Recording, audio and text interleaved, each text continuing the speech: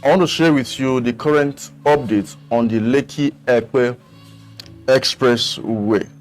Kindly stay till the end of this video as I show you what is going on this road, so that you can know, if you have property around these houses, you know how you can plan. This particular road is a 49.5 kilometer, and the first phase was commissioned in February 1, 2023.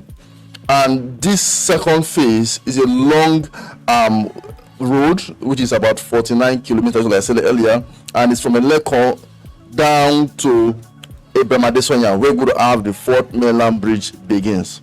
So those who are living around Abijo houses, the Ren Oil, the Songotero houses, now you might have slight of traffic because of the road is under construction. You don't need to be afraid, because I know that the governor is doing something on this to make sure that we will all enjoy this road.